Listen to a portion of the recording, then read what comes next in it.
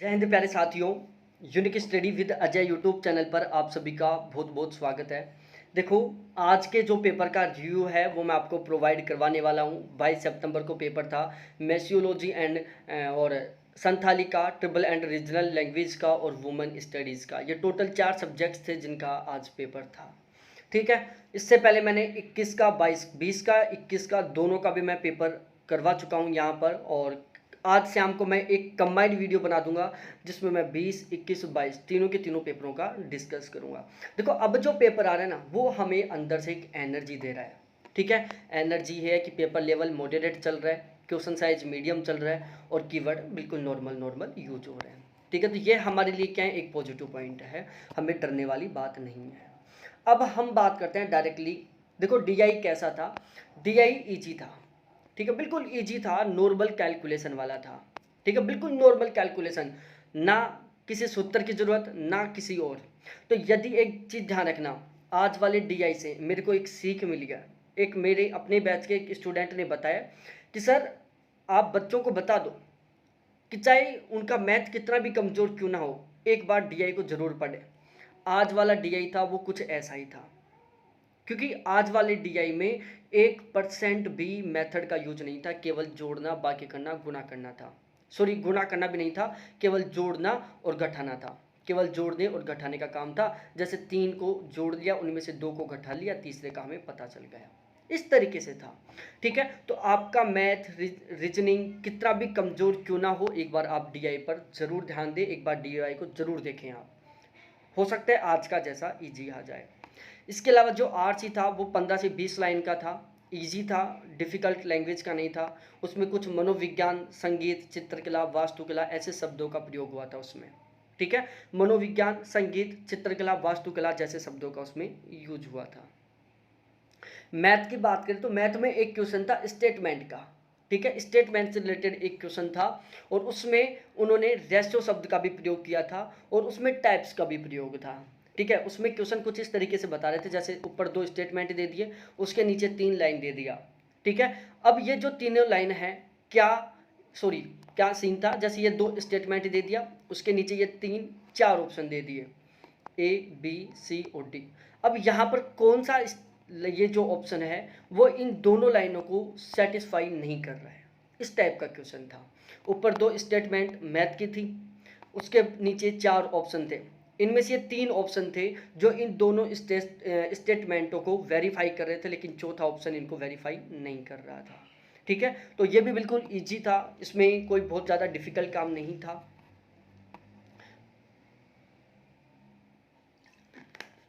फिर हम बात करते हैं लॉजिकल रीजनिंग, सॉरी कम्युनिकेशन की बात करें तो उसमें डायलैक्सिया, डायग्राफिया और डाइकोलिया, जिसको हम परिकलन वैकल्प्य बोलते हैं, लेखन वैकल्प्य बोलते हैं और वाचन वैकल्य बोलते हैं, ये मैं पढ़ा चुका हूँ। ठीक है ना। इसके अलावा और भी बहुत सारे ऐसे कीवर्ड्स हैं जो मैं पढ़ा चुका हूँ मेरे प्यारे साथियों। विश्वास नहीं होगा कि सर आप सारी चीज़ें बोल रहे हो, ये पढ़ा चुका, ये पढ़ा चुका, ये पढ़ा चुका। देखो, मैं जब भी पढ़ाता हूँ ना, पिछले पेपर को मैं बहुत अच्छे से पढ़ के पढ़ाता हूँ।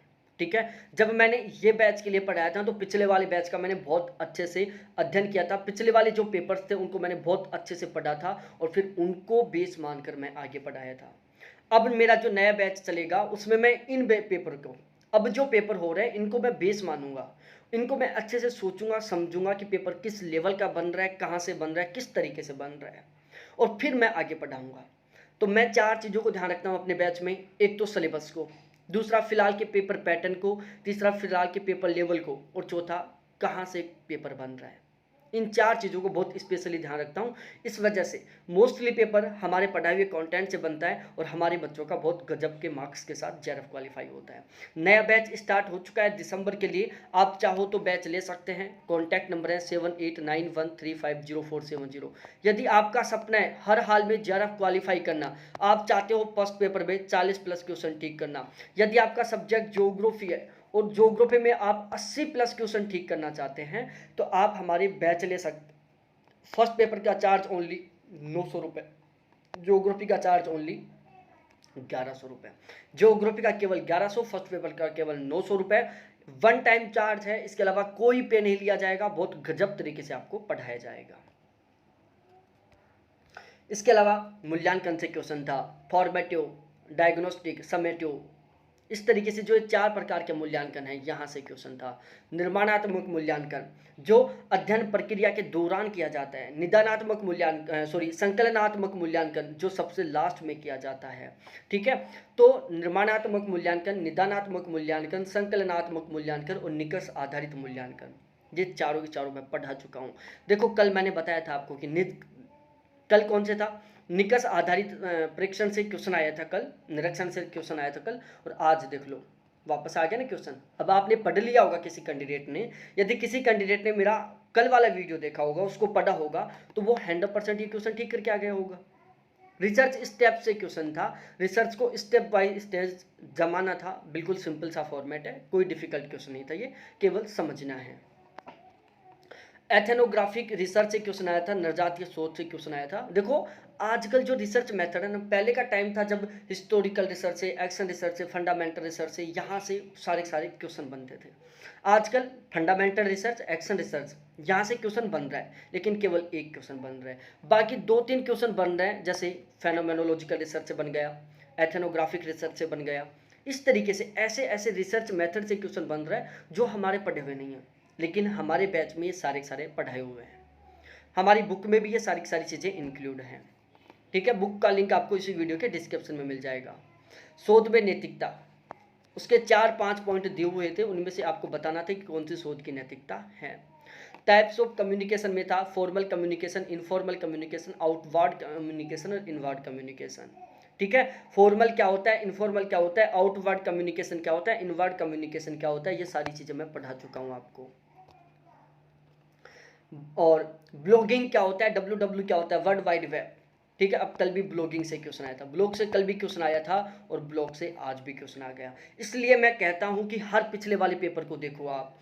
अब देखो आज मैंने जो पेपर सोल्व करवा रहा हूं, मैं ये जो पेपर बता रहा हूं, इसको पढ़ो, हो सकता है कल क्वेश्चन बन जाए, क्योंकि देखो 2 क्वेश्चन तो बन चुके ना, एक तो यहाँ से बन चुका, एक वहां से बन चुका। कहाँ से, जस्ट ऊपर जो मैंने वो बताया था ना, कहाँ से, ये था, निष्कर्ष आधारित परीक्षण से क्वेश्चन बन चुका, ब्लॉगिंग से बन चुका।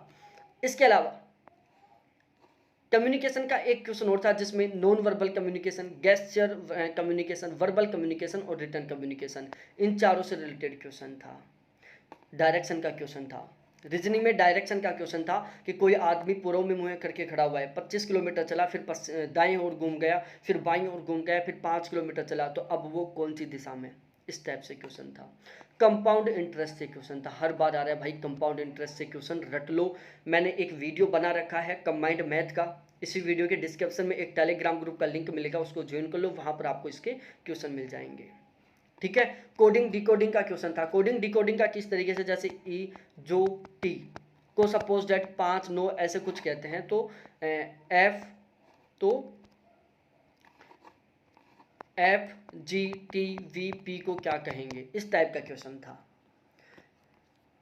नंबर सीरीज से क्वेश्चन था, हर पेपर में, तीनों के तीनों पेपर में रिपीट हो रहा है। अब देखो भाई साहब, यहाँ पर लॉजिकल रीजनिंग में देखो, कल अनुपलब्धि से भी क्वेश्चन आया था, अनुमान से भी क्वेश्चन आया था, अर्थोपत्ति से भी क्वेश्चन आया था, और आज फिर से रिपीट हो गया। ठीक है, अर्थोपत्ति को निहितार्थ भी कहते हैं, अनुमान था, इम्प्लीफिकेशन था, अनुपलब्धि था और उपमान था। इनको अच्छे से पढ़ के चले जाना, क्योंकि कल यहाँ से क्वेश्चन बना था, फिर आज वापस बन गया है। इसके अलावा आगमन निगमन, इनसे परसों के दिन क्वेश्चन बना था, इन दोनों से परसों के दिन क्वेश्चन था। फेनोमेनोलिज्म है, जो परिघटनात्मकता है, इससे कल क्वेश्चन बना था, तो यहाँ से था कल क्वेश्चन, यहाँ से था परसों क्वेश्चन। ठीक है, तो आगमनात्मक निगमनात्मक से परसों क्वेश्चन बना हुआ था, परिघटनात्मकता से कल क्वेश्चन बना था, हो सकता है यहाँ से फिर क्वेश्चन बन जाए, इसलिए इनको पढ़ लेना। हेतु से क्वेश्चन नहीं बना था, इससे पहले हेत्वाभास से क्वेश्चन बन चुका है। निरुपाधिक प्रतिज्ञप्ति पहली बार नया क्वेश्चन बना है, पहले नहीं बना यहाँ से। विरोधाभासी स्थिति AEIOU, यहाँ से क्वेश्चन बन चुका है परसों के दिन, AEIOU, और यहाँ पर ये विरोधाभासी स्थिति क्या होती है, देखो AEIO। अब इनके बीच में कुछ इस तरीके से संबंध होता है, इस संबंध को क्या कहते हैं, इसको क्या कहते हैं, इसको क्या कहते हैं, इसको क्या कहते हैं, इसको क्या कहते हैं, तो वहां से ये क्वेश्चन है। तो AEIO को बहुत अच्छे से पढ़ लेना आप। सूचना प्रौद्योगिकी, यहाँ से आज ही क्वेश्चन बना है। URL यूनिफॉर्म रिसोर्स लोकेटर, यहाँ से भी आज क्वेश्चन बना है। CD ROM, DVD, Blu ray disc, USB memory stick, यहाँ से भी नया क्वेश्चन बना है।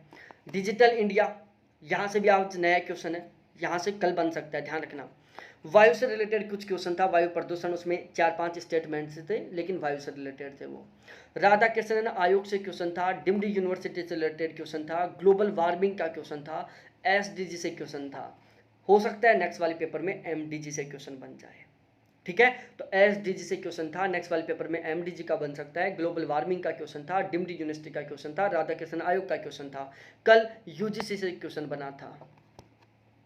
तो ये सारी चीज़ें आपको बहुत अच्छे से याद रखनी है। पिछले 2 वीडियो देखना चाहते हो तो डिस्क्रिप्शन में जो टेलीग्राम ग्रुप का लिंक है वहाँ पर मिल जाएंगे, उनको आप ज़रूर देख लेना एक बार, ठीक है।